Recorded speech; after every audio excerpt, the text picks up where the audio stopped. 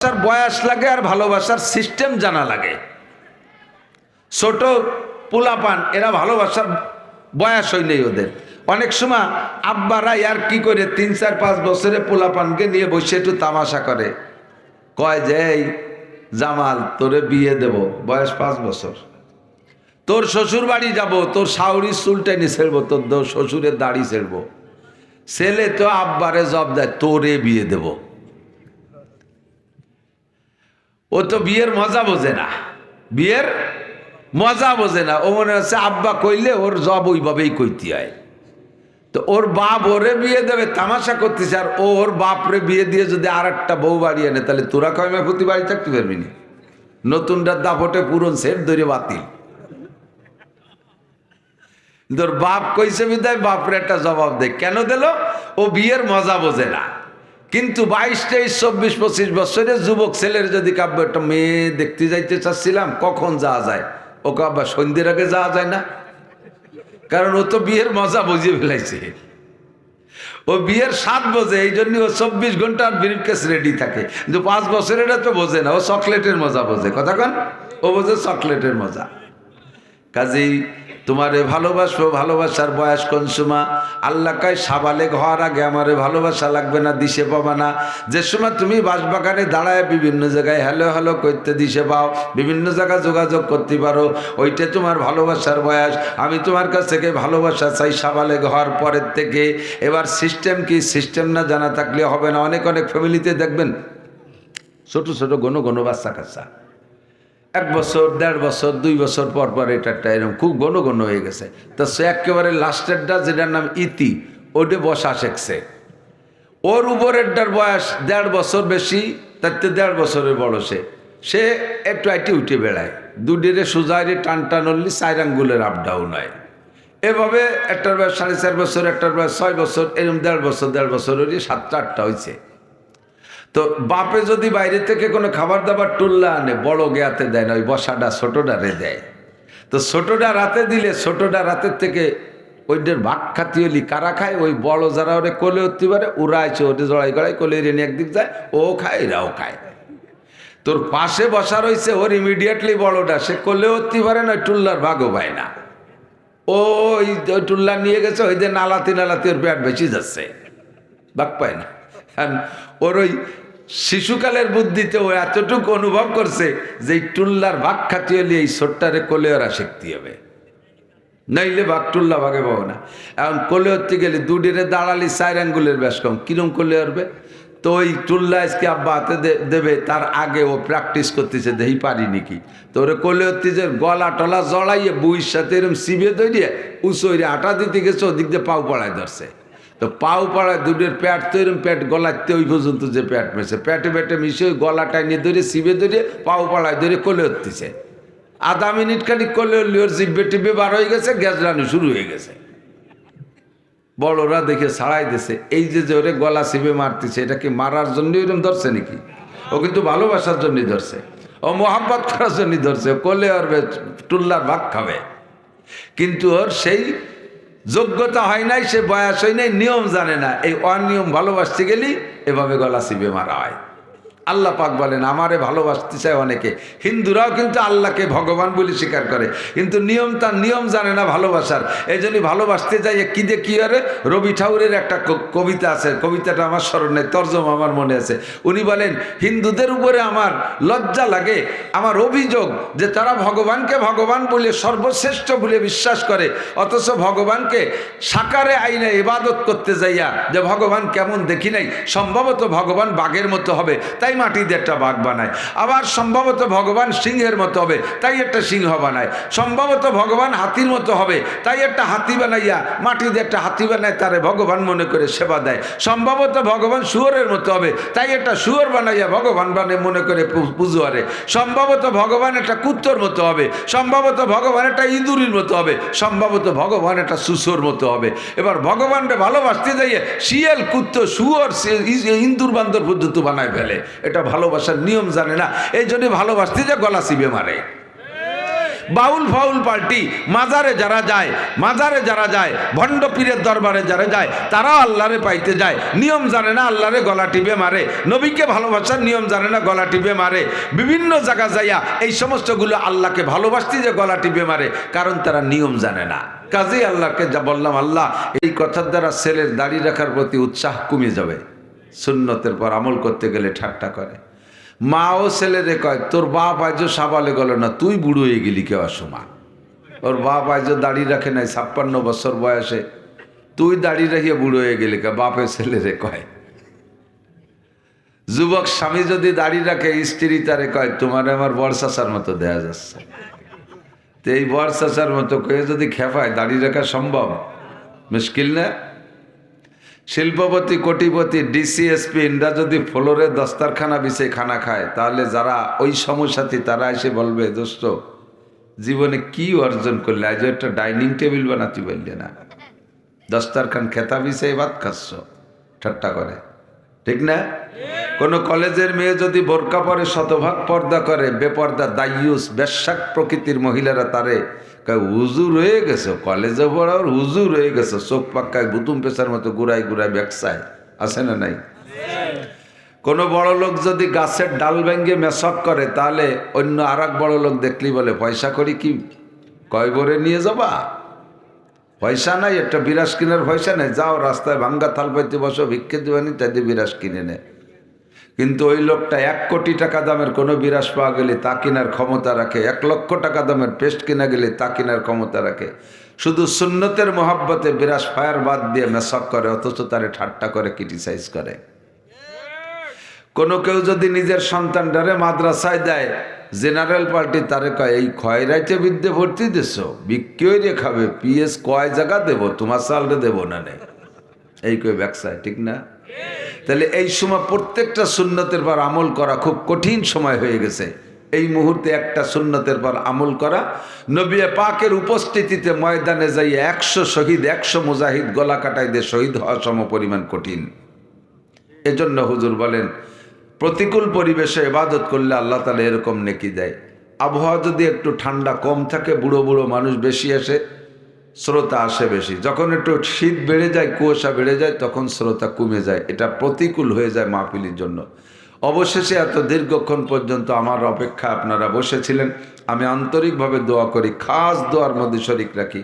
আমি কোথাও পিছিয়ে পড়ি না, কিন্তু আজকে এক মহা পেছে পড়ে, জানেন তো এই রোডের খবর, ফরিদপুর রোডের খবর, বিশেষ করে ফরিদপুর থেকে তালমা পর্যন্ত এমন জ্যাম, মাঝখানে 1 ঘন্টা আটকে থেকে তারপরে ফিরে ব্যাকে যাইয়া মুন্সিরবাজারে ঢুকে গজারি দিয়ে এসে এই পেছতে বেরোইছি।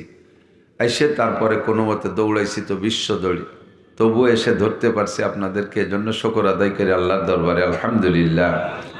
আল্লাহ পাক রব্বুল আলামিনের চাইতে ভালোবাসার কে আর জগতে কেউ আছে? কথা কান, আল্লাহর চাইতে ভালোবাসার কেউ নেই। মা তো সন্তানরে কি ভালোবাসে, মা কি ভালোবাসে সন্তানরে। মায়ের চাইতে আল্লাহ পাক রব্বুল আলামিনের ভিতরে বান্দার প্রতি দরদ 100 গুণ বেশি।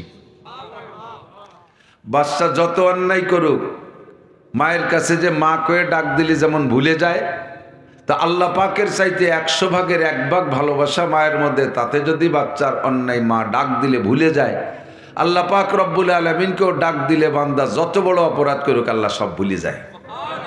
আল্লাহর মতো সরল নেই কেউ। আল্লাহ একেবারে সহজ আর ইজি। আল্লাহ আমাদেরকে ভালোবাসে তার অসংখ্য প্রমাণ।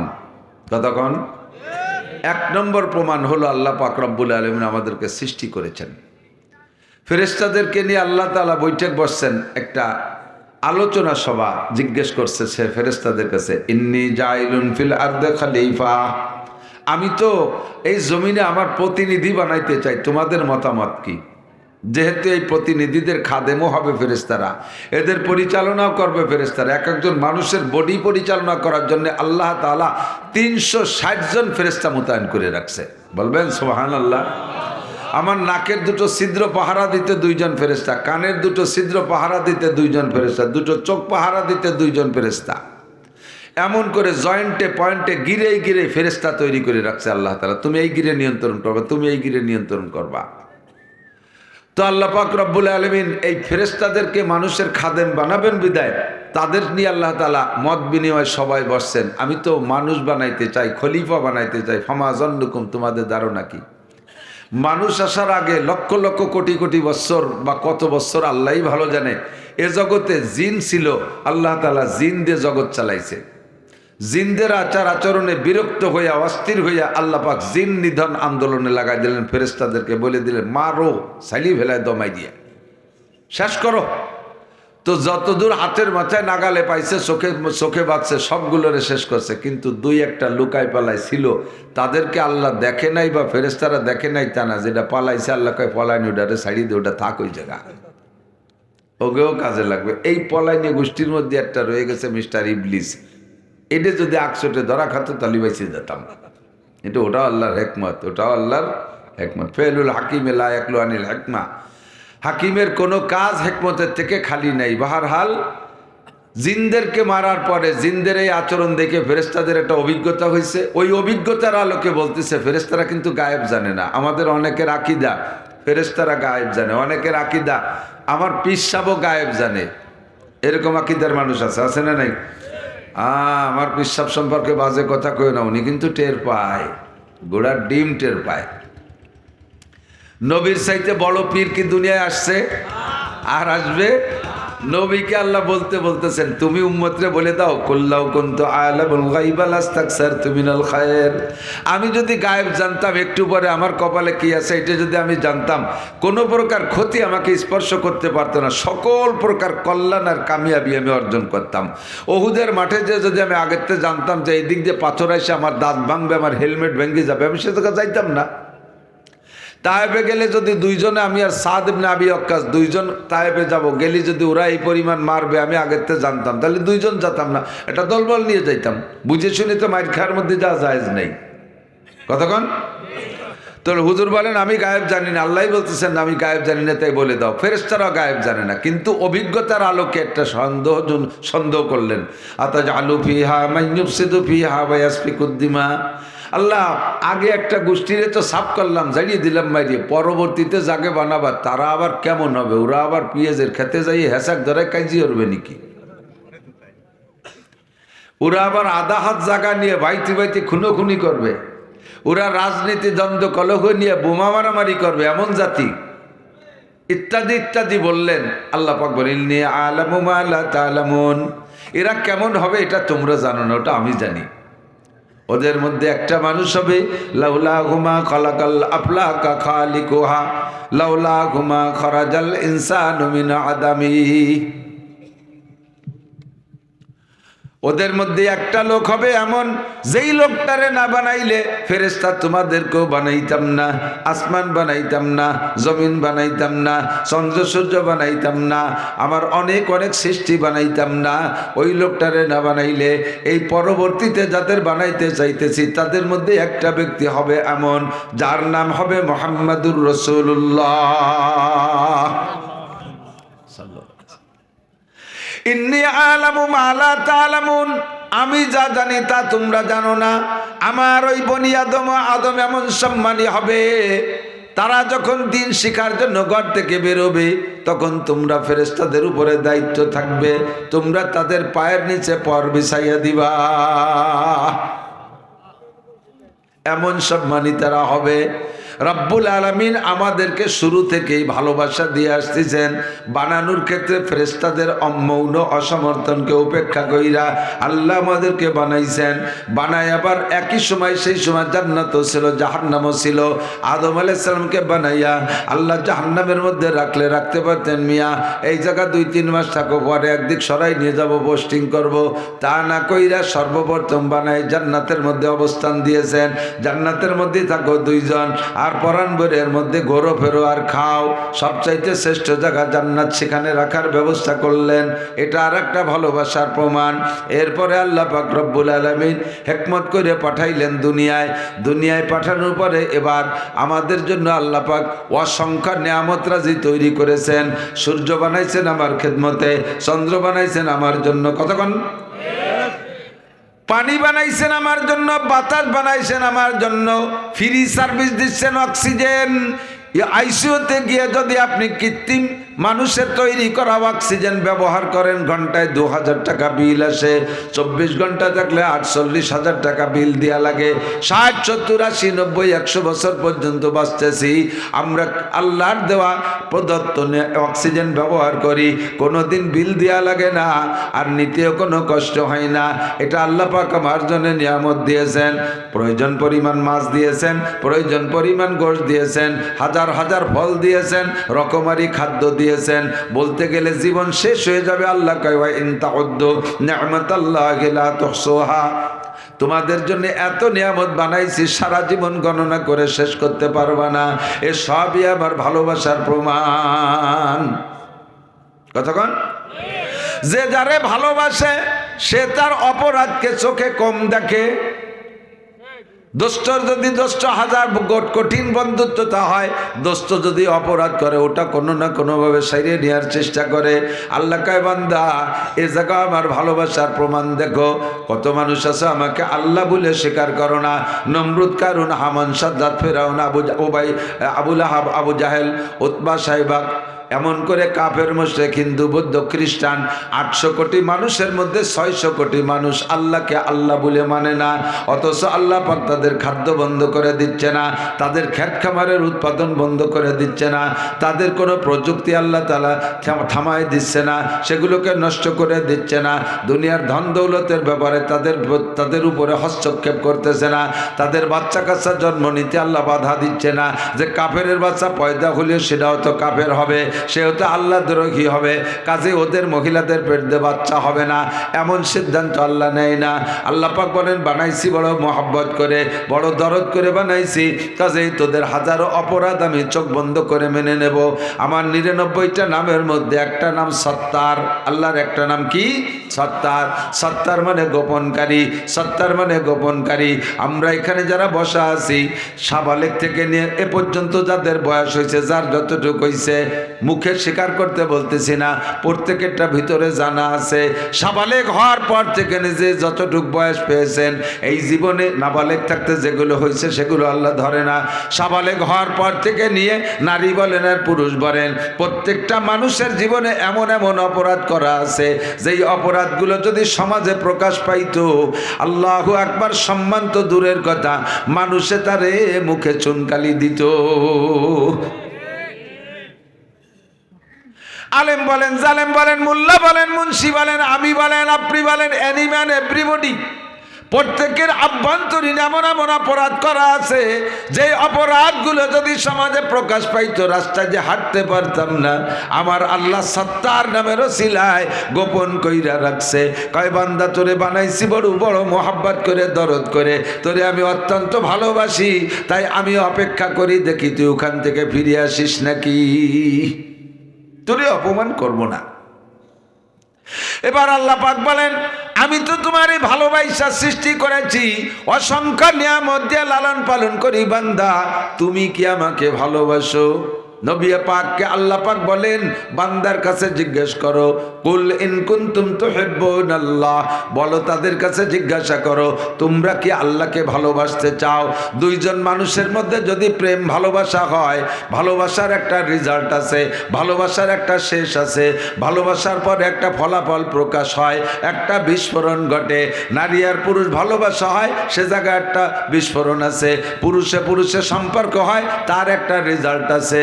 দুইজনের ভিতরে ভালোবাসা করতে হলে উভয় দিকে একরকম আগাইতে হবে। একজন ভালোবাসে আর একজন ভালোবাসে না, সে জায়গায় ভালোবাসা জন্ম নেয় না। অনেক সময় যুবকরা ভালো জানে, ইদানিং তো ফোনের যুগ আইছে। তুমি কোনো মেয়েরে যদি ভালোবাসে ফোন দাও, তুমি তো জন্মের ভালোবাসো, রাস্তায় দেখছো, চেহারা পছন্দ হয়েছে, নাম্বার সংগ্রহ করে ফোন দিছো, সে যদি তোমারে ভালো না বাসে কি কয়? মোটা গালাগালি দিয়ে কয়, এই তুই আমার সাথে কথা না, তোর মার সাথে করতে এরিস নিয়ে, এমন শক্ত কথা কয়। তার মানে তোমার সে লাইক করে না,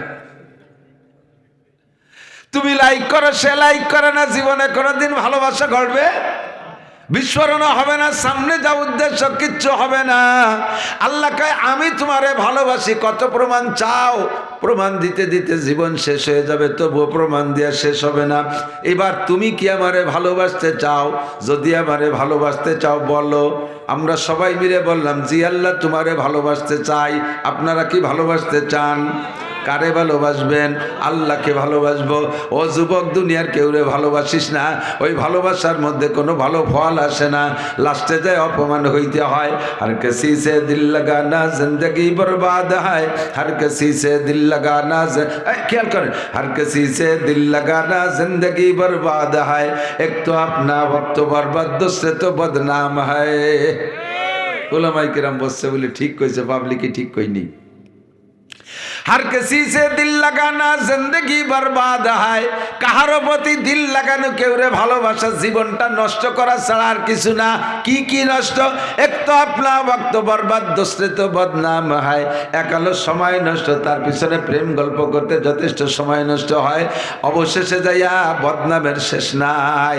যদি ভালোবাসতে বাসতে আকাম পর্যায়ে চলে যাও, আল্লাহ বাসালি 39 জুতোর বাড়ি খাতি পারবা। কতক্ষণ? যার সাথে ভালোবাসা গড়লে কোনো বদনাম নাই, আরো দৈনন্দিন শান্তি বাড়ে, দৈনন্দিন শান্তি বাড়ে। তিনি আমার কে? একটু বলবেন কে? আল্লাহ পাক বলেন আমি তোমারে ভালোবাসি, বহু প্রমাণ আছে। এবার দুইজনের মধ্যে বিস্ফোরণ ঘটবে ভালোবাসার, এর জন্য তুমিও আমাকে ভালোবাসতে হবে। বলো তুমি আমাকে ভালোবাসো কিনা? আমরা বললাম জি আল্লাহ ভালোবাসবো। তবে লাস্টে বিস্ফোরণ কি ঘটবে কও? লাস্টে এই ভালোবাসার ফলাফল কি দাঁড়াবে?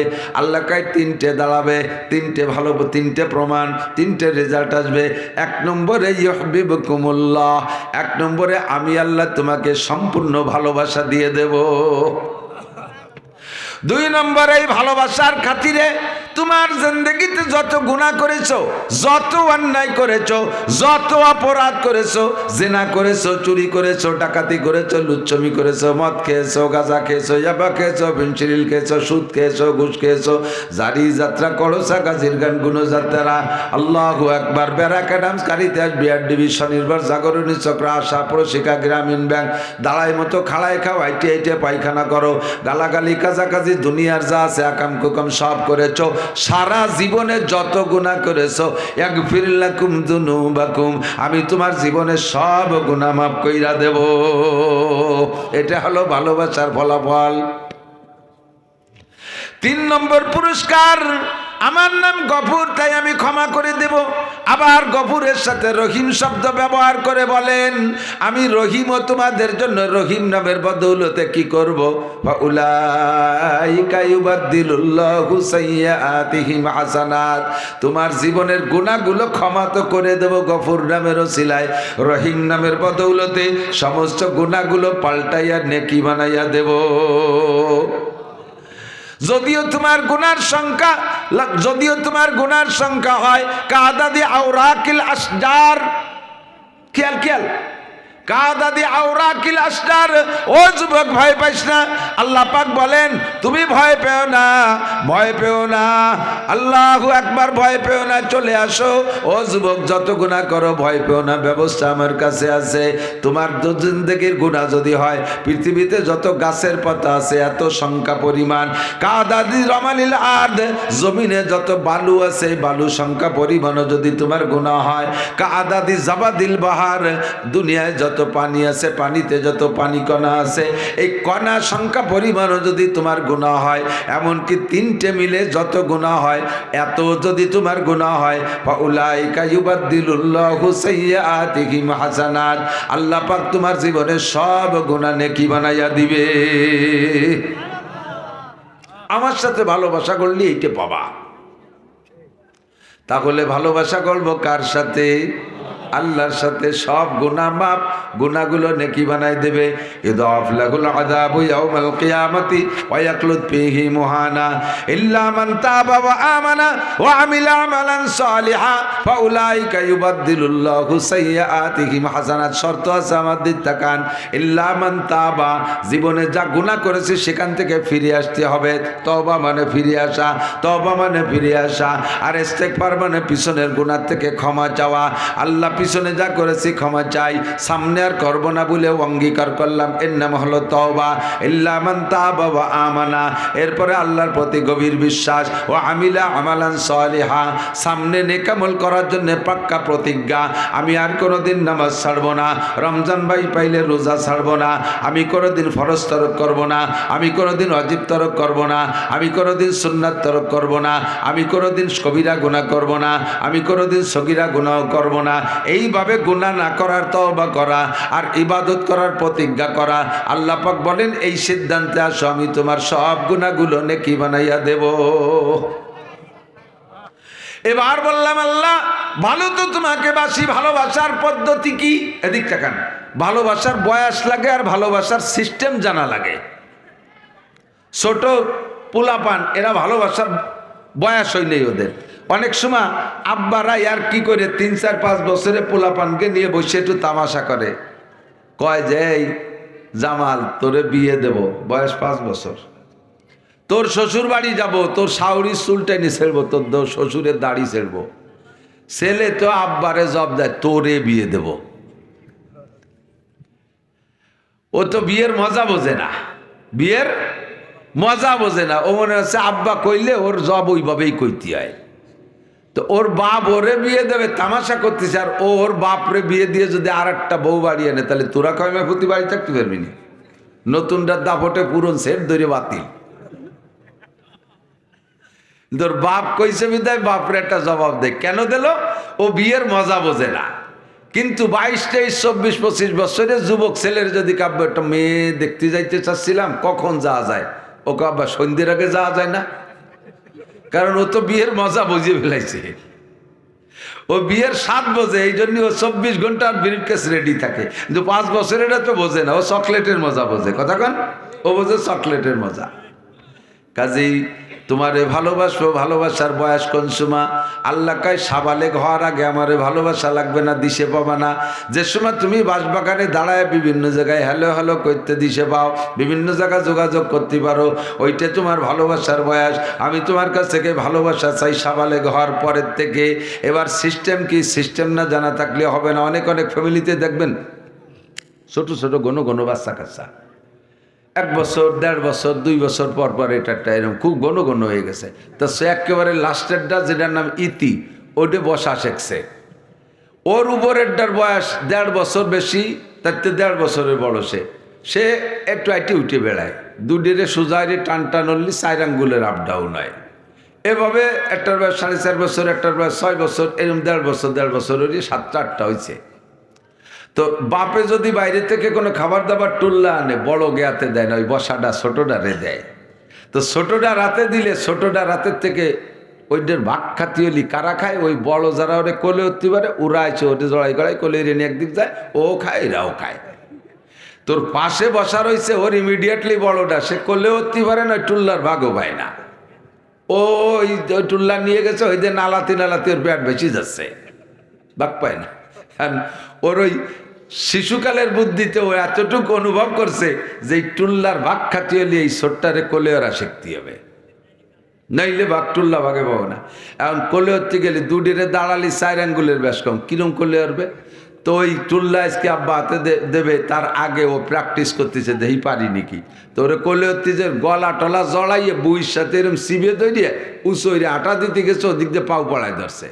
তো পাও পাড়ায় দুধের প্যাট তো এরকম প্যাট গলাতে ওই পর্যন্ত যে প্যাট মেশে প্যাটে প্যাটে মিশে ওই গলাটায় নিয়ে ধরে সিবে ধরে পাও পাড়ায় ধরে কোলে হতেছে। 1/2 মিনিট খালি কোলে হলি ওর জিব্বে টিব্বে বার হয়ে গেছে, গ্যাস রানি শুরু হয়ে গেছে।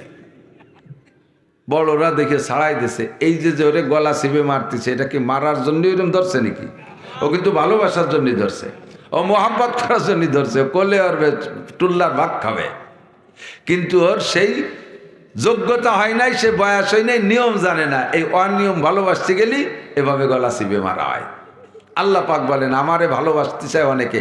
হিন্দুরাও কিন্তু আল্লাহকে ভগবান বলে স্বীকার করে, কিন্তু তার নিয়ম জানে না ভালোবাসার। এই জন্যই ভালোবাসতে যাই কি দিয়ে কি আরে। রবি ঠাকুরের একটা কবিতা আছে, কবিতাটা আমার স্মরণ নেই, তর্জমা আমার মনে আছে। উনি বলেন হিন্দুদের উপরে আমার লজ্জা লাগে, আমার অভিযোগ যে তারা ভগবানকে ভগবান বলে সর্বশ্রেষ্ঠ বলে বিশ্বাস করে, অথচ ভগবানকে সাকারে আইনে ইবাদত করতে যাইয়া যে ভগবান কেমন দেখি নাই, সম্ভবত ভগবান বাঘের মতো হবে তাই মাটি দিয়ে একটা বাঘ বানায়, আবার সম্ভবত ভগবান সিংহের মতো হবে তাই একটা সিংহ বানায়, সম্ভবত ভগবান হাতির মতো হবে তাই একটা হাতি বানাইয়া মাটি দিয়ে একটা হাতি বানায়, তারে ভগবান মনে করে সেবা দেয়, সম্ভবত ভগবান শুয়োরের মতো হবে তাই একটা শুয়োর বানাইয়া ভগবান মনে করে পুজো করে, সম্ভবত ভগবান একটা কুত্তর মতো হবে, সম্ভবত ভগবান একটা ইঁদুরের মতো হবে, সম্ভবত ভগবান একটা সুসোর মতো হবে। এবার ভগবানকে ভালোবাসতে যাইয়ে শিয়াল কুত্ত শুয়োর ইঁদুর বান্দর পর্যন্ত বানায় ফেলে। এটা ভালোবাসার নিয়ম জানে না, এই জন্য ভালোবাসতে যে গলা চিবে মারে। বাউল ফাউল পার্টি মাজারে যারা যায় ভণ্ড পীরের দরবারে যারা যায় তারাও আল্লাহরে পাইতে যায়, নিয়ম জানে না, আল্লাহরে গলা টিপে মারে। নবীকে ভালোবাসার নিয়ম জানে না, গলা টিপে মারে।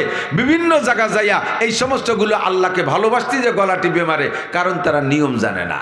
কাজেই আল্লাহকে যা বললাম, আল্লাহ ইহদিনাস সিরাতাল মুস্তাকিম, তোমাকে ভালোবাসার সঠিক সরল পথ চিনায় দাও।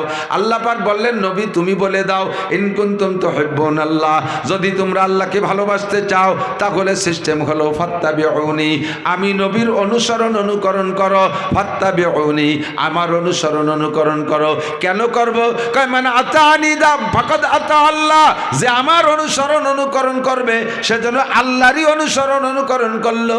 ওমান আসানি ফাকাদ আসাল্লাহ, যে আমার নাফরমানি করবে সে আল্লাহরই নাফরমানি করলো। নবী পাক বলেন কুল্লু উম্মতি ইয়াদখুলুনাল জান্নাহ, আমার সব উম্মত জান্নাতে যাবে আমার সাথে, ইল্লা মান আবা, শুধু যার নাম হবে আবা ওইটা জাহান্নামে যাবা, ওইটা আমার সাথে জান্নাতে যাইতে পারবা না। কিলা মান আবা ইয়া রাসূলুল্লাহ, হুজুর আবা নামের আবার কে আছে? আমাদের মধ্যে কাহারও নাম তো আবা না। আপনি বললেন যার নাম হবে আবা তুমি জাহান্নামে যাবা, তাহলে আবা নামের কে আছে? হুজুর বলেন মান আতানি দাখালাল জান্নাহ, আমার জিন্দেগি 6 ভাগে বিভক্ত, আমার জিন্দেগি 6 ভাগে বিভক্ত, ব্যক্তিগত জীবন, পারিবারিক জীবন, সামাজিক জীবন, অর্থনৈতিক জীবন, রাজনৈতিক জীবন, আন্তর্জাতিক জীবন। এই 6টা জীবনে আমার সাথে যারা A to Z মিল করবে সে আমার সাথে জান্নাতে যাবা। আর আমার সাথে মিল হওয়ার কারণে আল্লাহ পাক তাকে ভালোবাসবে। আল্লাহ পাক যাকে ভালোবাসবে তার গুনাহ মাফ করে দিয়ে আল্লাহ পাক তাকে গুনাহ সংখ্যা পরিমাণ নেকি দান করবে। ওমান আসানি, এ যুবক পাগলামি করো না। তোমার মতো বহু যুবককে আমি রাস্তায় ফেরানো দেখে আসছি। বছরের 8টা মাস রাস্তায় থাকি, বিশ্ব রোডে থাকি। কত যুবকরা আমি টাইনা রাস্তার থেকে উপরের থেকে সাইডে সরাই থুই আসছি। কত যুবকরা আমি রোডের সাথে কুত্তর গোস্ত আর তোমার গোস্ত মিক্সার হয়ে গেছে আমি দেখে আসছি। বেশি লাফালাফি করো না, সমাজে কিন্তু বুড়ো মানুষ চাইতে যুবক মরে বেশি। কতক্ষণ গার্মেন্টসে কোনো বুড়ো মানুষ চাকরি করে না, গার্মেন্টসে আগুন লাগলে যুবকরাই মরে, যুবতীরাই মরে। বিভিন্ন জায়গায় অ্যাক্সিডেন্টে বুড়ো মানুষ চলাফেরা কম করে। গাড়িতে তোমরাই থাকো, তোমরাই কিন্তু পড়ো আর মরো। যত আপদ বিপদ বালা মুসিবত সব দেখতেছি যুবকদের উপর দিয়ে। মানুষ তো বুড়ো হতেই পারতেছে না। কাজেই মস্তানি করো না, তোমার মতো মস্তানরে মারতে আল্লাহর 1 পয়সাও লাগে না। সময় মতো জায়গায় চলে আসো। কিয়ামতের ময়দানে নবী পাক বলেন আর 7 শ্রেণীর মানুষকে আল্লাহ আরশে আজিমের নিচে বসাইয়া আমাকে দায়িত্ব দেবে তুমি হাউজে কাউসার পান করাও। আমি ওই 7 গুণের মানুষকে হাউজে কাউসার পান করায় দেব। ফামান শারিবা লাম ইয়াজমা আবাদা, আমার থেকে একবার 1 গ্লাস পান করলে কোনোদিন পিপাসা হবে না। আমি এরপরে হাত ধরে আরশে আজিমের নিচে বসাইয়া দিব। আল্লাহ পাক তোমাকে 500 বছর পর্যন্ত নিজ কুদরতি হাতে মুখে উঠাই খানা খাওয়াবে। যুবক তোমার যৌবনকালে এদিক নিয়ে আসতে হবে। এই জন্য মনে রাখতে হবে মান আতানি ফাকাদ আতা আল্লাহ ওয়া মান আসানি ফাকাদ আসাল্লাহ। আল্লাহর রসুলের নাফরমানি করলে নাফরমানিটা আল্লাহর করা হয়। কাজে এবার নবী পাকের 6 জীবনের সাথে মিল করব। 1 নম্বরে আমার ব্যক্তি জীবন, বডিটারে আগে নবী পাকের বডির সাথে আমি আয়নার সামনে দাঁড়ায় মিল করি। আমার নবী চুল কাটাইতেন কেমন, নবীর চুল কেমন ছিল, আমার চুল কেমন আছে। তুমি আয়না ধরে দেখো তোমার চুলটা কেমন। এখন সেলুনে যে চুল কাটে সব পশ্চিমে কাটিং, সেলুনের ভিতরে ছবি দেয়া আছে। মডেল দিয়ে আছে না? তুমি কোন model? Messi model, Neymar model, ফ্রান্সের মডেল, ইটালিয়ান মডেল, ইহুদিদের মডেল, নাসারাদের মডেলে তোমার মাথা হবে। আর তুমি ওই মাথা নিয়ে নবী পাকের সামনে যাবা, নবী তোমারে হাউজে কাউসার পান করাবে। সাবধান, আদৌ সম্ভব না। নবীর কাছে যখন হাউজে কাউসার পান করতে যাবা, মাঝখানে একটা পর্দা পার্টিশন পড়ে যাবে, আর ফেরেশতারা পায়ে শিকল দিয়ে ধম করে টান দিয়ে শেষটায় টানতে টানতে নিয়ে যাবে। তুমি চিৎকার করে বলবে, ইয়া রাসূলুল্লাহ আশরিফনি শাইয়্যাম মিনাল হাউজ। ওগো আল্লাহর নবী, হাসরের মাঠে সূর্য মাথার 4 আঙ্গুল উপরে, কলিজাটা পিপাসায় ফাইটে যায়। আসছিলাম কোনো মতে লাইন ধরে আপনার দরবারে একটু হাউজের কাউসারের জন্য, আপনার সামনে থেকে টেনে নিয়ে যাচ্ছে। নবী আমার একটা হাউজে কাউসার দেন। রহমতে আলম নবী বলবে, ও ফেরেশতারা, আমার উম্মতকে কেন পানি পান করতে দিলে না? ফেরেশতারা বলবে, ইয়া রাসূলুল্লাহ ফাইন্নাকা লা তাদরি মা আহদাসু বাদাক। আপনি দুনিয়া থেকে চলে আসার পরে আপনার সুন্নতের সাথে কি আচরণ করছে আপনি জানেন না। ওর মাথার দিকে তাকায় দেখেন, ওর মাথা মুসলমানদের মাথার মতো না। তুমি একটু সামায়েল পড়ে দেখো, সাহাবায়ে কিরামদের জীবনী পড়ে দেখো, হায়াতুস সাহাবা পড়ে দেখো। কোন সাহাবার চুল তোমার চুলের মতো ছিল না। তুমি তোমার চুলকে যদি নবীর চুলের মতো বানাইতে পারো, চুলের মধ্যে মূল সুন্নাত 3টা। 1 নম্বরে সাইসা ফেলানো, 2 নম্বরে ছোট ছোট করে কাটা, 3 নম্বরে মুখে 1 মুঠ দাড়ি হওয়ার পরে বাবরি রাখা। বাবরির মধ্যে আবার 3 তরিকা, লিম্মা জুম্মা অফরা, লিম্মা জুম্মা অফরা, জুম্মা লিম্মা অফরা। জুম্মা হলো কানের মাঝখান পর্যন্ত এভাবে সমান করে কাটা, সবটুক রেখে কানের সমান করে পিছনে একেবারে ঘাড়ি কেটে দেওয়া। লিম্মা বলা হয় কানের লতি পর্যন্ত বেয়ে আসা, এতটুক পর্যন্ত অনুমতি আছে। ময়দানে জেহাদের ময়দানে গেলে অফরা, ঘাড় পর্যন্ত চুল রাখা জায়েজ আছে। কারণ বড় দাড়ি আর ঘাড় পর্যন্ত চুল হলে এরকম জাকি দিলি সিংহর মতো দেখা যায়, তাতে কাফের গা আত্মা কালায় যায়, এই জন্যই বড় চুল। তবে সবচেয়ে উত্তম হলো, যুবক তোমরা যারা আছো, চুল সব জায়গা ছোট ছোট করে কাটবা।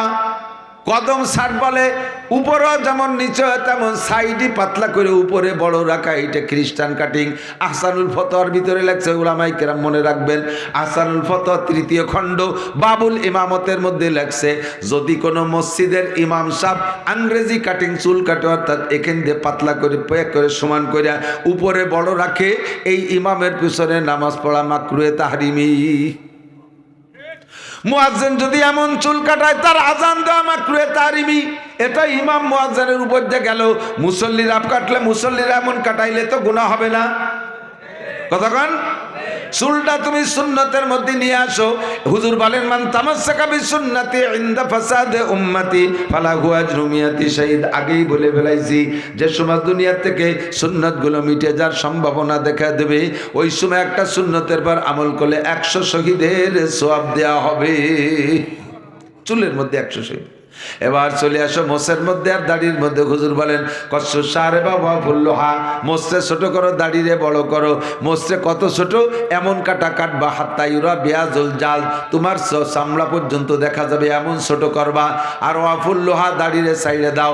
আহসানুল ফতোয়া 3য় খণ্ড বাবুল ইমামতের মধ্যে লেখছে, যদি কোনো মসজিদের ইমাম সাহেবের দাড়ি 1 মুঠ হওয়ার আগে, 1 মুঠ লম্বা হওয়ার আগে কাইটা যদি খাটো করে রাখে, ছোট ছোট খাইজনি খাইজনি পেঁয়াজের পাশায় যে দাড়ি, পেঁয়াজের ভাষা দাঁড়িয়ে না, এই পেঁয়াজের দাড়ির মতো দাড়ি রাখে, বগল সাইজ দাড়ি, বগলও যারটুক দাড়িও সারটুক, এই বগল সাইজের দাড়ি রাখে, ওই ইমামের পিছনে নামাজ পড়া মাকরুহে তাহরিমি। ইমাম পাল্টাইতে হবে মসজিদ থেকে, যত বড় কারি হোক, যত বড় আলেম হোক, যত বড় মুফতি হোক, ওই ইমামের পিছনে নামাজ পড়া যাবে না, মাকরুহে তাহরিমি। মুয়াজ্জিনের দাড়ি খাটো হইলে মুয়াজ্জিনের আজান দেওয়া নিষেধ, মুয়াজ্জিনদের পাল্টাইতে হবে। আর সাধারণ পাবলিক যারা দাড়ি রাখবেন, সকলের দাড়ি কমপক্ষে 1 মুঠ লম্বা, 1 মুঠ লম্বা, অর্থাৎ দাড়িরে ধরবেন, এই বৃদ্ধাঙ্গুল থুতির সাথে লাগাই দেবেন এই নিচে পর্যন্ত।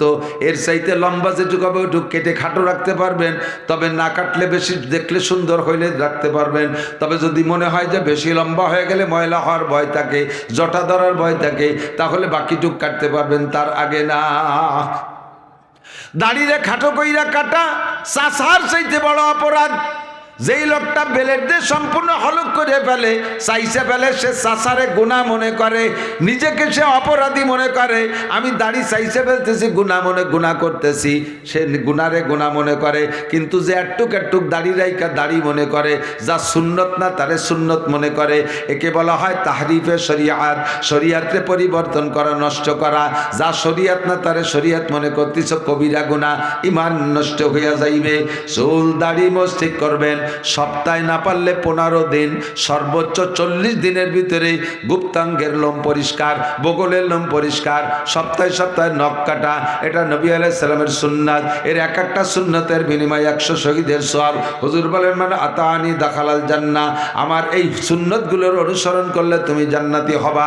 এমনি সময় তোমার কাজকামের জন্য দৈনন্দিন যে পোশাক লাগে পরো, কিন্তু রেগুলার তোমার সুন্নতি পোশাক বানায় নাও, রেগুলার তোমার সুন্নতি পোশাক বানায় নাও। আবু দাউদ শরীফের মধ্যে হাদিস আসছে, সাহাবী বর্ণনা করেন, মা ক্বালা রাসূলুল্লাহ সাল্লাল্লাহু আলাইহি ওয়াসাল্লাম ফিল ইজার ফাহুয়া ফিল কামিজ ওয়া ইজ্জাতুল মুসলিমি ইলা আনসাফি সাকাইহি। মুসলমানের জামা আর পাজামা কতটুকু লম্বা হবে? হুজুর সাহাবী বলেন, হুজুর বলেছেন পাজামা যতটুকু লম্বা হবে জামাও ততটুকু লম্বা হবে। গোল না ফাড়া তা বলে নাই, পাজামা যতটুকু লম্বা হবে জামাও ততটুকু লম্বা হবে। এবার পাজামা কতটুক হবে? ইজ্জাতুল মুসলিমি ইলা আনসাফি সাকাইহি, মুসলমানের পাজামা হাঁটু আর টাকনু এর মাঝখান পর্যন্ত হবে।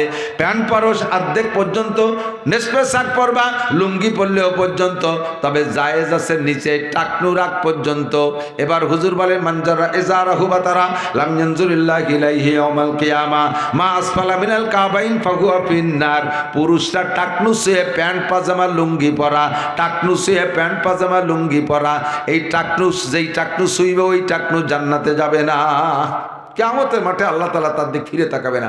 পুরুষটা টাকনুর নিচে পড়বে না, অথচ পুরুষকে প্যান্ট টাকনুর তল দিয়ে দেখি যে স্যান্ডেলের নায়ের দেখতে বার হয়ে গেছে, আর এদিক যে উবর যাবার খুলে গেছে।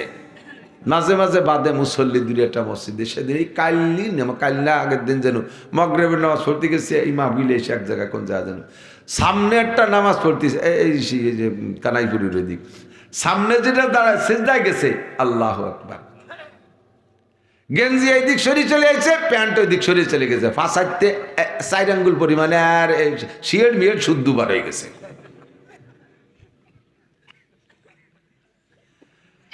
আল্লাহ, নিচে চলে গেছে, টাকনুর নিচে, উপর দিয়ে ভাষা খোলা। এই প্যান্ট জায়েজ না না জায়েজ? কোন সাহাবায়ে কেরাম এই প্যান্ট পরছে বলে মনে হয়? তাবেইনরা পড়ছে, তাবেইনরা পড়ে নাই। আবু হানিফা, শাফিঈ, আহমদ, মালিক পড়ে নাই। বুখারী, মুসলিম, তিরমিজি আলা পড়ে নাই। আব্দুল কাদের জিলানী, মঈনুদ্দিন চিশতি, নিজামউদ্দিন আউলিয়া, কুতুবউদ্দিন বখতিয়ার কাকি, আরে আশরাফ আলী থানভী, হুসাইন আহমদ মাদানী, রশিদ আহমদ গাঙ্গুহি, শামসুল হক ফরিদপুরি, মুহাম্মদুল্লাহ হাফেজি, আমার বাড়ির দ্বারা আব্দুল গফফার সাহেব, আকরাম আলী সাহেব, এই সমস্ত উলামায়ে কেরাম পড়ে নাই। যেটা ইসলামী পোশাক না তাই এরা পড়ে না, যেটা ইসলামী পোশাক তাই পরে। একটু সত্য কথা বলবেন, একটু সত্য কথা বলবেন। একজন মুসলমান প্যান্ট শার্ট টাইকট পরলে বেশি ভালো দেখায় নাকি সুন্নতি পোশাক পরলে ভালো দেখায়? অবশ্যই এটাই সেরা পোশাক। কারণ জীবনের শ্রেষ্ঠ দিন, সবচেয়ে আনন্দ দিন একজন পুরুষের জন্য কোন দিন? বিয়ের দিন, ঠিক না? বিয়ের দিন দেখবেন পাঞ্জাবি পায়জামা, পাগড়িও মাথায় দিয়েছে, যদিও কাপড়ের পাগড়ি না, কাগজ দিয়ে বানাইছে। ওটা তো অন টাইম, একদিনের জন্য। জীবনের শ্রেষ্ঠ দিন যেই পোশাক পছন্দ হয়, দুনিয়ার থেকে বিদায় নেওয়ার সময় সেই পোশাক তোমাকে ব্যবহার করতে হয়, ঠিক না? পাঞ্জাবি পায়জামা, লম্বা জামা ভালো লাগে না, তা তুমি মরার আগে ওসিয়ত করে যাচ্ছে, আমার ওই জিন্সের প্যান্ট পরাইয়ে দাফন করে দিও, তা তো কও না। পোশাকের ভিতরে আসেন, চলে আসেন এদিক, এরপরে চলে যান পোশাক ঠিকঠাক মতো পরে। এই সুন্নতগুলো ব্যবহার করার জন্য, সুন্নতের খিলাফ ব্যবহার করলে আপনার ব্যবহার হবে, কিন্তু সুন্নতের অনুসরণ করে ব্যবহার করলে ব্যবহার করা হবে, নেকিও হবে। এই জামাটা গায়ে দিয়েছেন, যুবক তুমি গেঞ্জি গায়ে দাও, জামা করো, জামা পরো, জামার ভিতরে ডান হাতটা আগে ঢুকোয়, বাম হাত পরে ঢুকো, বুতাম লাগাই দাও, পরাও হবে, সুন্নত হবে, 100 শহীদের সওয়াব হবে। কোন সুবহানাল্লাহ। আর বাম হাত আগে ঢুকাইয়া ডান হাত পরে ঢুকাই বোতাম লাগাইলে পরা হবে, সুন্নত হবে না। প্যান্ট পাজামার ভিতরে ডান পা আগে ঢুকাও, বাম পা পরে ঢুকাও, বেল্ট ফিতে লাগাই দাও, পরা হবে, সুন্নত হবে, 100 শহীদের সওয়াব হবে। বাম পা আগে ঢুকাইয়া ডান পা পরে ঢুকাও, পরা হবে, সুন্নত হবে না, গুনাহ হবে। জুতার মধ্যে ডান পা আগে ঢুকাও, বাম পা পরে ঢুকাও, পরা হবে, সুন্নত হবে, 100 শহীদের সওয়াব পাবা। বাম পা আগে ঢুকাইয়া ডান পা পরে ঢুকাও, পরা হবে, সুন্নত হবে না, গুনাহ হবে। মোজার মধ্যে একই অবস্থা। আবার খোলার সময় বাম দিক দিয়ে আগে, বলেন খোলার সময় বাম দিক দিয়ে আগে। জামার আতা খুলতে গেলে বাম হাতটা আগে খুলবেন, প্যান্ট পাজামা খুলতে গেলে বাম পাটা আগে খুলবেন, জুতা মোজা খুলতে গেলে বাম পাটা আগে খুলবেন। এই আগে খোলার ভিতরে এক একটা খুলবেন আর এক একটা করে সুন্নত হবে, 100 করে শহীদের সওয়াব আপনাকে দেয়া হবে। আমল করা যাবে? এই করলে আল্লাহ ভালোবাসে, আর আল্লাহ ভালোবাসে তো আমাকে বানাইছে। এবার আল্লাহর ভালোবাসা যদি আমি অর্জন করতে পারি, আমি যদি আল্লাহকে ভালোবাসতে পারি, দুই দিকে ভালোবাসা জমবে আর ওই সেই রেজাল্ট আউট হবে। আর রেজাল্টের শেষ ফিনিশিং আল্লাহ আমাকে আপনাকে জান্নাতিন তাজরি মিন তাহতিহাল আনহার খালিদিনা ফিহা আবাদা। অনেকে আছে, দিক তাকান, এর থেকে একটু সরে চলে যাচ্ছি। আল্লাহ 5 ওয়াক্ত নামাজের সুন্নাত নামাজ অনেকে অলসতা করেন। ফজরে কয় রাকাত? 2 রাকাত। জোহরে 4 রাকাত সুন্নাত, 4 আর 2 6। মাগরিবে 2, কত? 8। ইশায় 2, 10 রাকাত। জোহরে 6 রাকাত। জোহরে কয় রাকাত? 6 রাকাত। ফজরে 2, জোহরে 6, 8। মাগরিবে 2, 10। ইশায় 2, 12। এটা হলো মূল। জুমার দিনে কবলাল জুমা 4, বাদাল জুমা 4, সুন্নতে মুআক্কাদা। সুন্নতে আহলে হাদিস আলারা আইসা আমাদের থেকে এই সুন্নতটাকে ভুলে দেওয়ার জন্য কয় না, জুমার আগে পরে সুন্নত নাই। উনি পাইনি, তালাশ করি কোন জায়গায়। আর তুমি পাও নাই বলে নাই থাকো, কি ঠিক হবে নাকি? এক জায়গাতে তুমি রাত্রি গেছো, সেই জায়গা কিছু দেহ নাই, বাড়ি এসে যদি কয় ওই রাস্তায় কিচ্ছু নেই, এটা ঠিক হবে নাকি? ওই জায়গা কত তারিখ আমরা যখন তারাইল বুকর মাদ্রাসা পড়াই, একদিন বিকেলবেলা বসে বসে আমরা হুজুররা বিভিন্ন গল্প শুনবো। তার ভিতরে আমাদের এক মুহাদ্দিস, বড় আলেম, অরিজিনালি বড় আলেম, দেওবন্দের ফারেক, উনি বলতেছে যে সারা পৃথিবীতে নদীর পানি ঘোলা শুধু বাংলাদেশে, পৃথিবীর আর কোনো দেশে নদীর পানি ঘোলা না। ভূগোল সম্পর্কে বলে সবাই আশ্চর্য, সুবহানাল্লাহ। জিওগ্রাফি, ভূগোল সম্পর্কে কি অভিজ্ঞতা রাখে যে পানি ঠুকুন দেশে ঘোলা আর চুয়া, তাও কয়ে দিচ্ছে। এর মধ্যে আমার মাথার মধ্যে ক্রিমিনালি ঢুকছে, দেই আমি অন্য কোনো দেশে গোলা পানি পাই নাকি। আমিও একবার দেওবান গেছি, যার পথে দেখলাম কলকাতা হাওড়া ব্রিজের নিচে গঙ্গা নদীর পানি আমাকে এই সব নদীর মতো গোলা। আমি কইলাম যে আপনার এ কথা মেনে নিতে পারলাম না। আমি দেখলাম আপনি তো আমার সাথে বেশিবার, উনি তো পড়ছে অনেকবার যাতা, আমি মাত্র একবার গেছি বেড়াইতে। তা আমি দেখলাম এই কলকাতা গঙ্গার পানি হাওড়া ব্রিজের নিচে যে গোলা পানি, আপনি দেখেন নাই? আপনি তো কতবার গেছেন? আমি ওই জায়গাতে যতবার গেছি রাত্রি গেছি। আপনি যে জায়গাতে রাত্রি গেছেন সেই জায়গা কিছু নাই, এ কথা কওয়া কি ঠিক হবে? কোন জায়গা কবলাল জুমা আছে আর বাদাল জুমা আছে, সেই জায়গা তুমি রাত্রি গেছো দুদু, তুমি বেলা থাকতে যাও নেই, এই জন্য দেখো নাই। আমরা দেখেছি কবলাল জুমা বাদাল জুমা সুন্নাত। অনেকে জুমা নামাজ পড়ে বেরোয় চলেছেন, কবিরা গুনাহ, কবিরা গুনাহ, কবিরা গুনাহ। আপনি সুন্নত তরক করছেন, কিয়ামতে নবী পাকের সুপারিশ পাবেন না। সাবধান। আল্লাহু আকবার। 5 ওয়াক্তের যে সুন্নত গুলো আছে, আসরের 4 রাকাত কবলাল আসর সুন্নত আছে, সুন্নতে গায়ের মুআক্কাদা, পড়লে বিশাল নাকি, পড়লে বিশাল নাকি। ঈশার আগেও 4 রাকাত কবলাল ঈশা সুন্নতে গায়ের মুআক্কাদা আছে, পড়লে নাকি। তবে এই দুটো না পড়লে গুনাহ নাই। কিন্তু ফজরের সুন্নত যদি টাইম মতো পড়তে না পারেন, ফজরের জামাতের আগে পড়তে না পারেন, কারণ বশত জামাত ধরতে যে ছুটে গেছে, এই খেয়াল করেন ফজরের সুন্নত 2 রাকাত ভেরি ভেরি ইম্পর্টেন্ট। যদি দেখতেছেন মসজিদে গেছেন, আপনি আগে সুন্নত পড়তে পারেন না, ইমাম সাহেব জামাতে দাঁড়ায় গেছে, এখন আপনার সুন্নত ছোট সুরো দিয়ে 2 রাকাত সুন্নত পড়তে পড়তে যদি 1 রাকাত জামাতের ছুটেও যায়, তবু আগে সুন্নত পড়বেন। বোঝা গেছে? আর এই সুন্নত পড়বেন কোন জায়গায়? ওই কাতারে দাঁড়ায় পড়বেন না, মসজিদের বারান্দায় কোনায় দাঁড়ায় পড়বেন। যদি বারান্দা না থাকে তাহলে মসজিদের পিছনের কাতারে এক কোনায় যেয়ে পড়বেন, ওই কাতারে দাঁড়াইয়া বা 1-2 কাতারের মধ্যে পড়বেন না। যদি দেখা যায় যে না সুন্নত পড়তে গেলে পুরো জামাত ছুটে যায়, তাহলে আপনি সুন্নত ছেড়ে দেবেন, আগে ফরজ পড়বেন। এবার এই সুন্নত কখন পড়বেন? অপেক্ষা করবেন, বেলা উঠার 22 মিনিট পরে পড়বেন, ঠিক আছে? যদি দেখা যায় যে না পিএস লাগানোর কোনো 22 মিনিট পরে হবে না পড়া, তাহলে আপনি বেলা উঠার আগেও পড়ে ফেলতে পারেন। তবুও ফজরের সুন্নত মাইন নাই, এই 2 রাকাত বেশি গুরুত্বপূর্ণ। জোহরের জামাত যদি যে দেখেন যে আগের 4 রাকাত পড়তে গেলে জামাত ধরা যাচ্ছে না, বা জামাতের 1 রাকাত ছুটে যায়, আগের 4 রাকাত বাদ থাক, প্রথমে আপনি ফরজে দাঁড়ায় যাবেন। 1 রাকাতও যদি ছুটে যাওয়ার ভয় থাকে, তবুও সুন্নত পড়বেন না জোহরের, ঠিক আছে? পুরো জামাত ধরে এরপরে জোহরের পরে এই 6 রাকাত সুন্নত। এই 6 রাকাতের ভিতরে আবার আগে পড়বেন কোন কয় রাকাত? 2 রাকাত না 4 রাকাত? অনেকের কাছে আগের ডাকে পড়ি পরেরটা পড়ে, তাহলে তো সব ফান্তা হয়ে যাবে। আগেরটা তো ফান্তা হয়ে রয়েছে, আবার এটাও জায়গাতে সরি চলে গেল। আগে 2 রাকাত পরে 4 রাকাত পড়েই যাবেন, মিস করবেন না। মান তামাসসাকা বিসুন্নতি ইনদা ফাসাদ, এই নামাজ সংক্রান্ত এসে গেলে বললাম অনেক সময় এটা কথাটা বলতে বাদ থেকে যায়। এবার আপনি 5 ওয়াক্ত ওযুতে মেসওয়াক করব। আপনার কোনো বিরাসের দাম যদি 1 কোটি টাকা হয়, আর পেস্টের দাম যদি 1 লাখ টাকা হয়, 1 কোটি টাকা দামের বিরাস দিয়ে 1 লক্ষ টাকা দামের পেস্ট দিয়ে 100 বছর পর্যন্ত দাঁত মাছ দিয়েও মেসওয়াকের সুন্নত আপনি পাবেন না। কয়জনের পকেটে মেসওয়াক আছে? কয়জনের পকেটে মেসওয়াক আছে? এই জায়গায় ইন্টারভিউ নেব, দে আমাকে, আমার আসানি দিয়ে। হ্যাঁ আচ্ছা, হ্যাঁ, নিজে আমল না করে তো আমলের প্রতি কোয়া ঠিক না। আল্লাহ কয় লিমা তাকুলুনা মা লা তাফালুন। আমি পান খাই 30 বছর, 30 বছর হয়ে গেছে পান খাই। তা আল্লাহর ফজলে দাঁত কিন্তু সেরকম কালাওয়াতি দেয়নি, আমি কোনোদিন বিরাজ করি না, পেস্ট দিয়ে দাঁত মাজি নেই, মেসওয়াকি মারে না। প্রত্যেক 2টা পান খাওয়ার পরে যদি একবার মেসাক করে ফেলি, তাহলে পানের সেই কালো আবরণটা ভিতরে থাকতে পারে না, দাঁড়াতে পারে না, লাল হতে পারে না। আপনি কেন মেসক করবেন না? মেসক করবেন, খিলাল করবেন। অনেকে শুধু মেসক করে বা বিরাস করে, খিলাল করে না। 2 দাঁতের চিপার ভিতরে খাদ্য ঢুকে থাকলে ওইটা পয়সি এমন গন্ধ হয়, এমন গন্ধ হয়, মানে পায়খানার গন্ধ চাইতে বেকায়দা হয়। গালে গন্ধ চাইতে ভালো কোনো গন্ধ হয় না। অনেক সময় একজনের সামনে আরেকজনের কথা বলতে গেলে মুখের থেকে বক বক করে গন্ধ আসে, আর মোহব্বতের ঠেলায় মুহির পর মুখ নিয়ে এসে কথা বলতেছে। আমি মুখ সরাই, নাক সরাই, সে আরো আগুই দাঁড়ায়। লাস্টে কথিত পারিনি যে তোমার গালে গন্ধ, শেষমেশ একটুক কই যে ভাই আমার মুখে একটা গন্ধ আছে, আপনার কষ্ট হতে পারে, একটু চড়িয়ে বসেন, এই কয়ে সরাই। কিন্তু এই গন্ধটা খুবই খারাপ গন্ধ, খুব কষ্টদায়ক।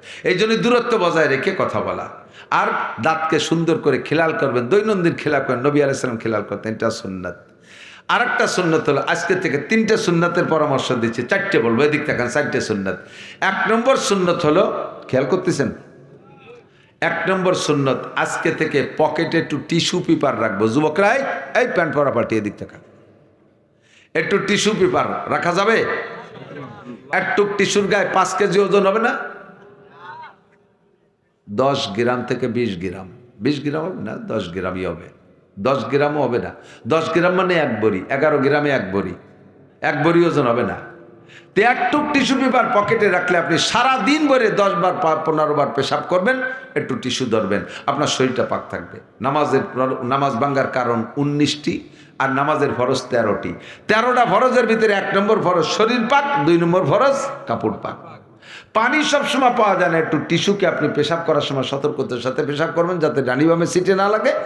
এরপরে একটু টিস্যু ধরবেন, এই টিস্যু দিয়ে ঢিলা ধরবেন। লাস্ট ফিনিশিং টিস্যুর একটা লাভ আছে, যত ঢিলা দুনিয়ায় পেশাব পায়খানায় ব্যবহার করবেন, আল্লাহ তাআলা রূপ পাল্টাইয়া এইটাকে কিয়ামতে নেকির পাল্লায় উঠাই দেবে। পাশাপাশি আপনার সবসময় শরীরটা পাক থাকলে। এক যুবক আমার মসজিদের সামনে গলা জড়ায় ধরছে, একের খতখতায় কাঁদিয়ে দিতেছে, ওদিকে মুহির মধ্যে ওই কাঁচা সুবরিদের খয়ের দিয়ে পান খাইছে, একেবারে মেজেন্টি লাল হয়ে গেছে, গলা ওই ভাষায় নিকে আইসে দিতেছে না কাঁদিয়ে দিতেছে, আল্লাহ জানে, ফস ফস করে আমার জামা পিছনে স্প্রে হয়ে গেছে। আমাকে কাজ ডাল লিখি, কয় হুজুর আমি আপনার কঠিন ফ্যান, ও আমার জম্বের ফ্যান, তুমি আইজও ফ্যান, ভাত অবাক হবে। কয় এ ফ্যান সে ফ্যান না, ফ্যান মানে ভক্ত। তা তুই এত ভক্ত, চল আজান দেশে মসজিদে যাই। কয় যে হুজুর শুক্রবার তো পড়বানি, তুই শুক্রবার পর্যন্ত বাঁচবি কিনা গ্যারান্টি আছে, চল এমনি চল। কয় না হুজুর আমার আজকে নিয়েন না, আমারে নিলি আশেপাশে 2-4 জনের নামাজ হবে না। এই যে মোটা ফ্যান, আর 7 দিন ধরে পড়তেছি, টাইটিস জ্বালায় পেশাব করতে গেলে একবারে ক্লিয়ার হয় না, পরে আটা দিলি খানিক পড়ে, তো পড়ে তো এক জায়গায় পড়ে। ডেলি 5-6 বার পেশাব করি, একটু তৈরি পড়ে, এইভাবে 7 দিন পুলতো ওই জায়গায় শুয়োই ভেজে এই অতি কুত্তমরা গন্ধ হয়ে গেছে। আমি মসজিদে গেলে বিটাকে গন্ধে জ্বালায় নামাজ হবে না। আপনার পায়ে ধরে হুজুর আজকে বিরক্ত হইলেন না, শুক্রবারেতে দুইও মুছে একবারে লাগবানি কাঁচা দিয়ে। তুমি কেমন মুসলমান? তোমার পকেটে একটু টিস্যু থাকলে আল্লাহর ফজলে এই বিপদ থেকে বাঁচা যায়। কথা কোন ঠিক না? শরীরটা পাক থাকে, কাপড়টা পাক থাকে। শরীর পাক আর কাপড় পাক অবস্থায় মুসলমান সবসময় থাকতে হবে। এই অবস্থায় মরণ হলে আল্লাহ তাআলা তার ইমানি মরণও নসিব করতে পারে। কথা কোন? তাহলে আমি আজকে 4টে সুন্নতের একটু অঙ্গীকার নেই, আপনারা প্রতিজ্ঞা করেন। এটা বা জাস্ট কোনো কঠিনও না, এখন সহজ, পয়সাও খরচ নাই। আমি এই আজকে থেকে পকেটে টিস্যু রাখবই। ঠিক আছে? একটু টিস্যু, একটা টিস্যু কিনবেন 25 টাকা দিয়ে, একটা টিস্যু কিনবেন টয়লেট টিস্যু। একজন মানুষ 25 টাকার একটা টিস্যু 1 মাস হয়ে যাবে, 1 মাস হয়ে যাবে, একটু কম পড়বে না, 1 মাস হয়ে যাবে ইনশাআল্লাহ। কয় এই টিস্যু পকেটে রাখলে কিরম দেওয়া যায়? তো এত বড় একটা মোবাইল ঢুকাইছো, তারপরে গোল্ড লিপ সিগারেটের এক প্যাকেট ঢুকাইছো, ওর মধ্যে গ্যাস লাইট একটা ঢুকাইছো, আবার এত মোটা মানি ব্যাগ একটা ঢুকাইয়ে 2 ফাঁসা 2 পাশে ভুলিয়ে টেমাই এরম বেহায় হয়েছে, বসতেও পারো না। ওর ফাঁকে একটু টিস্যু আর একখান মেশাক বাড়ি কঠিন জিনিস। আজকে থেকে টিস্যু রাখবো, আমল করবো তো ইনশাআল্লাহ। 2 নম্বর আমল, এই মেশকটা একটু কাছে রাখবেন। মেশক যখনই অজু বানাবেন ডাইন পাশ থেকে বাম দেওয়া। মহিলারাও আমল করবেন। মহিলারাই টিস্যু ব্যবহার করে, ওকে তো পেশাবের ডিলা লাগে না, পায়খানায় ডিলা, কিন্তু এত আইসের আইসিয়া। আরে পুরুষের পায়খানায় ডিলা ব্যবহার না করলে যতটা ক্ষতি হয়, মহিলাদের পায়খানায় ডিলা ব্যবহার না করলে তার চেয়ে অনেক ক্ষতি হয়। তাড়াহুড়া করে বাথরুম সারিয়ে আইসে, ভালো করে হাত পরিষ্কার করে ইয়ান একটু মারিছে, অনেক একটু মারিছে, আইসে হলুদ মরিচ দিয়ে বাইটে বুইটে গুষ্টি শুধু কায় দিছে। কথা কন সব কয় কি, বউরে কইতেছে তুই তো খালি আমার পীর মানিস না, আমি কিন্তু আকাশে উঠতে পারি জানিস। আল্লাহ রহমত আমি এত উদ্দেশ্য লেগেছি পীরত্বের লাইনে। তো বউ কয় যে তো তুমি উড়িয়ে দেওয়ালি না তা কোনোদিন, তো আজকে দেইস। বিকেলবেলা যাইয়ে বাগানের ওই ধারে যে এসমে আজম পড়ে ধাক্কা মারছে, পিসাব বাড়ির মধ্যে সব জায়গায় দিয়ে উড়িয়ে টুড়িয়ে যাইয়া আবার নামিয়েছে। দেখছিস? হ্যাঁ দেখছি। তখন কাছে যে তুমি কালকে উড়ো দি কি করা পারো, কালকে উড়ো দি। তো পিসাব কালকে আবার ওই জায়গায় যে কুন্দি মারছে, উপর দিক নিচের দিক বসিয়ে পড়ে, উঠতে পারে না। 2-3 জাহি মেরে যখন উঠতে পারে, ফ্লাইট হলোই না। আইসে কি ব্যাপার, আজ তো উঠতে পারলাম না, তোমার কেরামতে আমার বাম আমতে তাইল। এই কালকে আজকে পর্যন্ত যে কয়বার বাথরুমে গেছি একবারও ভালো রে আত্মা সাফ করিনি, আইসে মই মশলা দিয়ে বাইটি তোমারে খাই দিছি, তোমার কলব শেষ, কেরামতি শেষ। মহিলাদেরকে ঢিলা কুলুকের প্রতি কঠিন প্রেসার দেবেন, হাত পা ধোয়া পায় পরিষ্কারের ব্যাপারে। তাদের হাতের খানা আমাদের খাওয়া লাগে, কতক্ষণ ঢিলা কুলুক। তো আমরা পকেটে ঢিলা রাখবো। আরেকটা মেশক, 5 ওয়াক্ত নামাজের অজুতে যদি মেশক করে নামাজ পড়েন, 1 ওয়াক্তের বিনিময়ে 70 ওয়াক্ত নামাজের নেকি পাবেন। পারা যাবে না আমল করা? একখান মেশক, ও ভাই পকেটে কত তা রাখলে সাইড দেখেন মেশক গুজিয়ে রাখো, ইনশাল্লাহ নেকিটা হবে। এটা কয় যে জায়গা অজু বানায় সেই জায়গা আছে। অজু কি সব দিন এক জায়গা বানানো পড়ে নাকি? মাঝে মাঝে এদিক দিক যাওয়া লাগে না? তাহলে সে জায়গা পাবেন কোন জায়গা? সবসময় তো মেশক পাবেন না। মেশক খান হইতে হবে। মেশকের মধ্যে আবার সুন্নত আছে, বানানোর সময় এই বৃদ্ধাঙ্গুল থেকে শাহাদত আঙ্গুলের মাথা পর্যন্ত 1 টুক লম্বা, কাঁচা গাছের ডাল কেনি আঙ্গুল সম পরিমাণ মোটা, কমপক্ষে এতটুক। এইটা বানাইয়া আপনি সাবানিয়ে সবাই মেশকের সিস্টেম, ডান পাশ থেকে বাম দিক খাড়া পাবে মাজা। এই 3টে সুন্নত খালি এক মেশকের মধ্যে। প্রত্যেক সুন্নতের বিনিময়ে আলাদা নাকি। হুজুর বলেন মান আতাআনি ফাকাদ আতা আল্লাহ। আমার এই কথাগুলোর অনুকরণ করলে এটাই আল্লাহর অনুসরণ আর অনুকরণ হবে। 2 সুন্নত। 3 নম্বর সুন্নত বলবো, আজকে থেকে টেবিলে খানা খাবো না, চেয়ার টেবিলে। একান্ত হাতে পায়ে যাদের বসতে অসুবিধা, অনেকে আছে যে মাজার কারণে নামাজও পড়তে পারে না চেয়ারে বসা ছাড়া, আপনারা বাদে বাকি আমরা যারা আছি ফ্লোরে খানা খাবো। ফ্লোরে খানা খাওয়ার সময় আরেকটা জিনিস খেয়াল রাখবেন, ওলামাই কিরাম বিশেষ করে ওলামাই কিরাম, আপনারা মাদ্রাসায় থাকেন, মাদ্রাসায় যে খাটে ঘুমান, যে খাটে শোন ঘুমান, ওই শোয়ার খাটে বসে খানা খাবেন না। টের পাবেন না, আস্তে আস্তে আস্তে আস্তে আস্তে করে ব্রেন কমতে থাকে। নিজের ঘুমানোর বিছানায় শুয়ে খানা বসে খানা খাইলে, যে বিছানায় ঘুমান, যে বিছানায় শোন, ওই বিছানায় বসে খানা খাইলে ধীরে ধীরে ব্রেন কমিয়ে যায়। আলাদা একটা মাদুর বিছে ইয়া দস্তারখান বিছে খানা খাবেন। সুন্নতটা হলো দস্তারখান। সুন্নত কি? টেবিলে খাবো না, ফ্লোরে বৈশা মাদুর বিছে দস্তারখান বিছে খানা খাবো, পড়ে যা খাবারটা তুলিয়ে খাবো, ভাত হোক, রুটি হোক, বিস্কুটের কুনা হোক, আর তরকারি লাউ কদুর কুনা হোক, যেটুক পড়বে মাছের এক টুকরা। অনেক আছে ভাত কয়টা খুঁটিয়ে খায়, কদু মধু পড়ে রয়েছে, তার দ্বারে যায় না। এ সবই খাবার, সবগুলো প্রত্যেকে ফাইনাকা লা তাদরি ফি আইয়ি লুকমাতিন বারাকা। নবী আলাইহিস সালাম তুমি জানো না যে কোন লুকমার মধ্যে বরকত রয়েছে। আমরা পরিষ্কার করে খাবো, খাবো না? ঠিক আছে ইনশাআল্লাহ। 3টে সুন্নাত। 4 নম্বর সুন্নাত, পুরুষরা যারা আছেন কিয়ামতের ময়দানে নবী আলাইহিস সালাতু ওয়াস সালামের সামনে আপনাকে মুসলমান হিসেবে পরিচয় দিতে, সেদিন তো মাথায় টুপি থাকবে না, গায়ে জুব্বা থাকবে না, আপনাকে চিনবে কিন্তু হুজুর দাড়ি দেইখা। আপনি কি দাড়ি নিয়ে কি কবরে যাইতে পারতেছেন? তামুতুনা ফিহা তামুতুনা কামা তাহইয়াউন ওয়া তুহশারুনা কামা তামুতুন। জীবনযাপন যেমন হবে মরণটা তেমন হবে, আর মরণটা যেমন হবে হাসরের মাঠে উঠবেন ওইভাবে। আপনার মরণ কবে হবে আপনি জানেন না। যুবক, তুমি ভাবতেছো আমি বুড়ো হয়ে দাড়ি রাখবো, বুড়ো হবা কিনা তা ঠিক আছে, তুমি তো সাবালেগ হয়ে গেছো। এখন থেকে তোমার শরীয়তের বিধিবিধান তোমার পর আসছে, তোমার আমলনামা লেখা শুরু হয়ে গেছে। তুমি যদি এখন দাড়ি না রাখো, রাখবা কবে? কয় বিয়ের আগে দাড়ি রাখলে কেমন দেখা যায়? ভালো করে মনে রেখো, বিয়ের আগে সময় মতো দাড়ি যদি না কাটো আর না ছাটো, সুন্নতি কায়দা দাড়ি রাখো, আল্লাহর ফজলে বউডাও বাবা সতী বউ, বউডাও বাবা সতী। আর দাড়ি কাটা দাড়ি ছাটা তুমি পাবা সেকেন্ড হ্যান্ড মাল, ঝামেলায় পড়ে যাবা। এই জন্যই 1 নম্বর বিয়ে করতে হলে তোমাকে সুন্নতের পাবন্দি। কারণ একজন দাড়িওয়ালা মানুষ, আত-তাইয়্যিবাতুল লিত-তাইয়্যিবিন ওয়াত-তাইয়্যিবুনা লিত-তাইয়্যিবাত আল-খাবিসাতুল লিল-খাবিসিন ওয়াল-খাবিসুনা লিল-খাবিসাত। কোরআন শরীফের আয়াত। যারা চরিত্রহীন মানুষ তাদের বউ হয় চরিত্রহীন, পবিত্র চরিত্রের মানুষের বউ হয় পবিত্র চরিত্রে। একটা দাড়িওয়ালা মানুষ জীবনের শুরু থেকে যদি দাড়ি রেখে থাকে, যে সময় দাড়ি শুরু হয়েছে, সেই লোকটা আল্লাহ, আমার বিশ্বাস দাড়িওয়ালা মানুষ ইচ্ছাকৃতভাবে এরকম বিপদের মধ্যে পড়ে না, এই সমল গুনাহ থেকে আল্লাহ তাআলা বাঁচায় রাখে। আমরা সুন্নতি দাড়ি রাখবো, সুন্নতি মেসক করব, সুন্নতি দস্তারখান, রাজি আছেন তো ইনশাআল্লাহ? আর সমস্ত সুন্নতগুলো খুঁটে খুঁটে আমল করব। ভাষাগত ত্রুটি বিচ্যুতি মার্জনীয়। আল্লাহ পাক রব্বুল আলামিন আমাদের সব কথার পর আমল করা তৌফিক দান করেন। সবাই বলি আমিন। সবাই বলেন নিয়ে আসেন, নিয়ে আসেন, নিয়ে আসেন, দোয়া হবে, কেউ যাবেন না। আর সামনে নির্বাচন না, আপনারা নগরকান্দার ভিতরে, নগরকান্দা, 1 মিনিট। আমাদের প্রাণ প্রিয় নেতা ধলা হুজুর দামাত বরকাতুমুল আলিয়া, আমরা এর মধ্যে আমলিগির লোক নাই তা না, জীবন ভরে একটু একটু বোঝার জন্য অনুরোধ করছি। নির্বাচন কইছি বিদায় আমলিগের পক্ষে যারা বা অন্য দলে যারা, তারা রাগ করবে না, বোঝার চেষ্টা করেন। আমরা স্বাধীনের পর থেকে এই 54 বছর পর্যন্ত অনেক দেখছি না, আমলিগালারাও আমলিগরে দেখছি, বিএনপি আলারাও বিএনপিরে দেখছি। দেখেন, যারা যখন ক্ষমতায় থাকে জেনারেল আর এক দল ওই দলের পর অভিযোগ করে তোমরা জালেম, অত্যাচারী, এটা করো, ওটা করো, সেটা করো। আবার এই কয়ে নামাই দিয়ে ওই দল যায়, ফিরে আবার এই দল ওকে জালেম কয়। তাই উভয়রে জালেম কয়া কই হয়ে গেছে, 54 বছর হয়ে গেছে না? এবার ওই দলটারে বাদ দিয়ে দেখি আমরা যাদেরকে কোনোদিন জালেম কইনি আলেম কইছি, এদের সাথে একটাবার আমরা একটু লড়িয়ে দেখি, কি বলেন? রাজি আছেন ইনশাআল্লাহ? ঠিক আছে তো ইনশাআল্লাহ? খেলাফ হয় না যেন। আমরা এবার দেখতে চাই যে দেখি হুজুররা গেলি কি পারে, যদি না পারে তাহলে আবার কয়েক মাস পরে কয়ে হুজুর আপনারা সরেন, হয় না আপনাকে যারা হয় না, যারা ছিল তারাই আসুক, তারাও লুটে ফুটে খাক, আমাকে একটু বাগযোগ দিক। ঠিক আছে? আল্লাহ তাআলা তৌফিক দিক। এখন হলো 8 দলীয় 12 দলীয় জোট হয়েছে, জোটের থেকে হুজুর যেন নমিনেশন পায়, এটা হলো আরেকটা দোয়া করতে হবে। চলতেছে ওর মধ্যে তো বিশাল জয় ঝামেলা, কি দেখি কোয়া যায় না।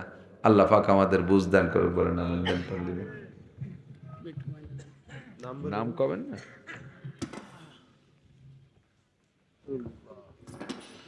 আলহামদুলিল্লাহ, আমাদের এই মাদ্রাসা থেকে এই বছর পবিত্র কালামুল্লাহ শরীফ শেষ করেছেন হাফেজ মোহাম্মদ আল বাশির। হাফেজ মোহাম্মদ আল বাশির, পিতার নাম মোহাম্মদ কাবির উদ্দিন, বাড়ি হচ্ছে কুড়িগ্রাম।